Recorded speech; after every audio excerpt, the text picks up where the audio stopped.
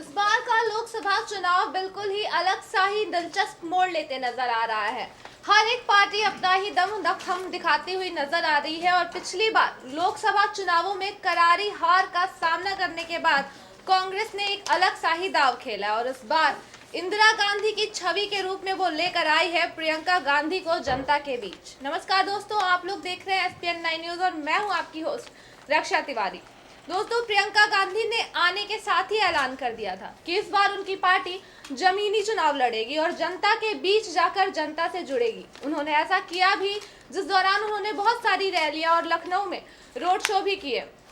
जहां प्रियंका आने के बाद पार्टी में इतनी एक्टिव नजर आ रही थी और उनके आने से कांग्रेस पार्टी में एक नई जान उभरती नजर आ रही थी, तो वहीं पार्टी के कुछ लोग इनएक्टिव भी हो गए हैं।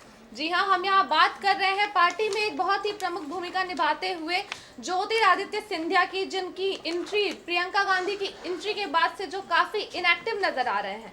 आपको बता दें कि ज्योतिरादित्य सिंधिया मध्य प्रदेश, उनका वर्चस्व रहा है मध्य प्रदेश में और ग्वालियर से बहुत दिनों से सांसद चुने जा रहे हैं। एक लंबे अरसे से ग्वालियर उनका गढ़ माना जा रहा है। ऐसे में ज्योतिरादित्य सिंधिया ने विधानसभा चुनावों में मध्य प्रदेश में कांग्रेस के प्रदर्शन के लिए काफी अच्छा काम भी किया, जिस वजह से मध्य प्रदेश में कांग्रेस को जीत भी मिली। लेकिन ज्योतिरादित्य सिंधिया इधर प्रियंका गांधी की एंट्री के बाद से ही कुछ मंद से नजर आ रहे हैं और पार्टी में वो इतना बढ़ चढ़कर हिस्सा नहीं ले रहे हैं। हालांकि इस बार कांग्रेस ने ज्योतिरादित्य सिंधिया को मध्य प्रदेश के बजाय उत्तर प्रदेश की कमान सौंपी है। उत्तर प्रदेश चुनावी लिहाज से देखा जाए तो काफी बड़ा क्षेत्र है, इसलिए कांग्रेस ने इसे दो भागों में बांट दिया है। एक पूर्वी उत्तर प्रदेश, जिसकी प्रभारी प्रियंका गांधी को बनाया गया, और एक पश्चिमी उत्तर प्रदेश, जिसका प्रभारी ज्योतिरादित्य सिंधिया को बनाया गया। एक तरह से देखा जाए तो प्रियंका गांधी और ज्योतिरादित्य सिंधिया को एक ही तरह का पद दिया गया है और आमने सामने लाकर एक ही लाइन में खड़ा कर दिया गया है। आखिर कांग्रेस ने ऐसा क्यों किया, इसकी वजह भी हम आपको बताते हैं। मध्य प्रदेश में हुए विधानसभा चुनावों के दौरान जो अच्छा प्रदर्शन और जितनी भागीदारी ज्योतिरादित्य सिंधिया ने की थी, उस वजह से वो चाहते थे कि उन्हें मध्य प्रदेश का मुख्यमंत्री बनाया जाए, लेकिन ऐसा हुआ नहीं। मुख्यमंत्री बनाया गया कमलनाथ को, जिस वजह से ज्योतिरादित्य सिंधिया को पार्टी से नाराजगी हुई थी। उनके राहुल गांधी से काफी अच्छे संबंध हैं और चुनावों को देखते हुए कांग्रेस ने यह फैसला किया कि उनकी नाराजगी को दिलासा देने के लिए उन्हें यह पद देना जरूरी है और इसीलिए उन्हें पश्चिमी उत्तर प्रदेश से प्रभारी बनाया गया है। तो उनके प्रभारी बनने के बाद से ही उनकी एक्टिवनेस उतनी नहीं दिख रही है प्रियंका गांधी के सामने, जिसकी वजह क्या है हमें बताएंगे काशिफ अली। सर, आपको क्या लगता है कि प्रियंका गांधी के आने के बाद से ज्योतिरादित्य सिंधिया का सर जो पार्टी में एक रोल था वो कहीं ना कहीं अब नहीं है, आखिर ऐसा क्यों? बिल्कुल, देखिए जिस तरीके से उत्तर प्रदेश में पूर्वी उत्तर प्रदेश की कमान जो है प्रियंका गांधी को दी गई कि उनको प्रभारी बनाया गया और पश्चिमी उत्तर प्रदेश का ज्योतिरादित्य सिंधिया को बनाया गया। अब आप इसको थोड़ा सा अंदाज़ा उस दिन लगा सकते हैं जब लखनऊ में रोड शो हो रहा था, जब प्रियंका गांधी, राहुल गांधी और ज्योतिरादित्य सिंधिया एक ही बस पर सवार थे। तो अंदाज़ा वहाँ से लगाना चाहिए कि जिस तरीके से पूरी जो जनता का फोकस था, जो कांग्रेस के कार्यकर्ताओं का फोकस था, वो सिर्फ राहुल गांधी और प्रियंका गांधी पर था। यानी सबसे ज़्यादा खासा जो फोकस था वो सिर्फ प्रियंका गांधी पर था। प्रियंका ज्योतिरादित्य सिंधिया उसमें कहीं भी नजर नहीं आ रहे थे। हालांकि ज्योतिरादित्य सिंधिया का कद कांग्रेस पार्टी में लगातार बढ़ता जा रहा है। लगातार वो राहुल गांधी के काफ़ी करीब नजर आते हैं। संसद के अंदर वो राहुल गांधी के बराबर में बैठते हैं। कभी राहुल गांधी जब संसद की गैलरी में जब कोई प्रेस वार्ता करते हैं तो ज्योतिरादित्य सिंधिया नजर आते हैं। लेकिन ज्योतिरादित्य सिंधिया का कद लगातार जैसे जैसे बढ़ रहा था, लेकिन जब वो प्रियंका गांधी के आके बराबर में खड़े हुए तो उनका कद एक सम से कम हो गया। तो इस बात से अंदाज़ा लगाया जा सकता है कि कहीं ना कहीं प्रियंका गांधी काफ़ी भारी पड़ रही हैं। और जिस तरीके से लगातार हम मीडिया की उसमें भी देखते हैं, चर्चाओं में सिर्फ प्रियंका गांधी ही मुख्य बिंदु हैं। इस वक्त ज्योतिरादित्य सिंधिया कहीं भी नज़र नहीं आ रहे हैं। हालांकि जिम्मेदारी दोनों पर बड़ी है।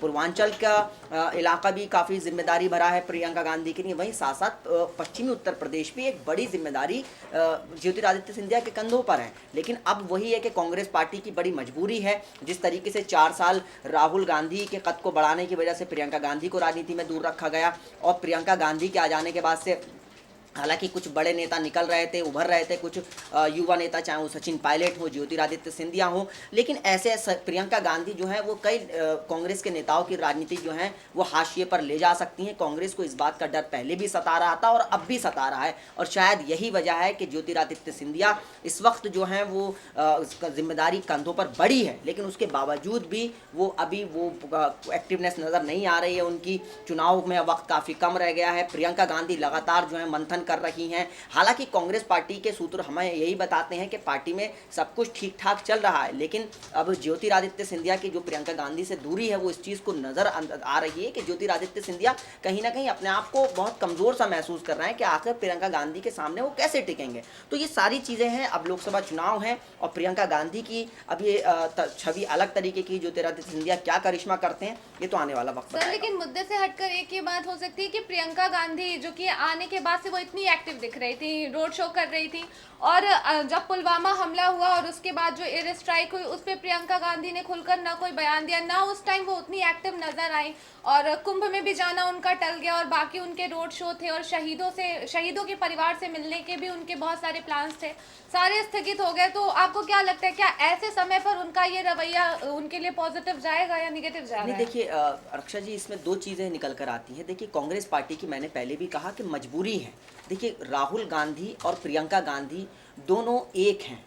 अगर यहाँ पर हमें एक दो नज़र से देखना पड़ेगा। देखिए प्रियंका गांधी अगर पुलवामा हमले के बाद अगर वो अपनी एक्टिवनेस दिखाती, अगर वो शहीदों के परिवारों से मिलती या सरकार के खिलाफ अपना गुस्सा निकालती, तो सारा फोकस राहुल गांधी से हटकर प्रियंका गांधी की तरफ चला जाता, और कांग्रेस पार्टी बिल्कुल ये नहीं चाहती है। अभी हमने पिछले दिनों भी एक रिपोर्ट की थी कि प्रियंका गांधी का कोई ट्वीट नहीं हुआ, हालांकि वो ट्विटर पर आ गई हैं, लेकिन अभी तक उनका एक ट्वीट नहीं हुआ है। लेकिन वहीं राहुल गांधी जो है लगातार वो बीजेपी पर हमलावर है, राफेल मामले पर हमलावर है। तो देखिए कांग्रेस पार्टी ये रिस्क नहीं लेना चाहती है कि प्रियंका गांधी का कद बढ़े और कहीं ऐसा ना हो कि राहुल गांधी जो है वो काफ़ी पीछे चले जाएं और प्रियंका गांधी आगे आ जाएं। और शायद यही वजह है कि सोशल मीडिया पर भी प्रियंका गांधी को पीछे रखा जा रहा है। अभी जब लखनऊ में जब रोड शो हुआ था उसके बाद जो प्रेस कॉन्फ्रेंस हुई थी उसमें भी सिर्फ राहुल गांधी अकेले बोले थे, प्रियंका गांधी नहीं बोले थे। तो मुझे तो यही लग रहा है कि प्रियंका गांधी का कद कहीं ज़्यादा बड़ा ना हो जाए, पार्टी को ये डर सता रहा है, इसलिए उनको हाशिए पर अभी फिलहाल रखा जा रहा है। जी शुक्रिया काशिफ जी। तो देखते हैं कि आने वाले चुनावों में ज्योतिरादित्य सिंधिया अपनी पार्टी के लिए क्या करिश्मा कर पाते हैं, क्योंकि अगर पश्चिमी उत्तर प्रदेश की बात करें तो यहाँ पर कांग्रेस का वर्चस्व कभी से भी ज्यादा नहीं रहा है। रायबरेली और अमेठी के अलावा कांग्रेस का प्रदर्शन कहीं भी उतना ज्यादा अच्छा नहीं रहा है। तो क्या इस बार ज्योतिरादित्य सिंधिया अपनी पार्टी के लिए वेस्टर्न यूपी में, पश्चिमी उत्तर प्रदेश में जान फूंक सकते हैं या नहीं, ये जानने के लिए बने रहिए हमारे साथ SPN9 न्यूज पर। धन्यवाद।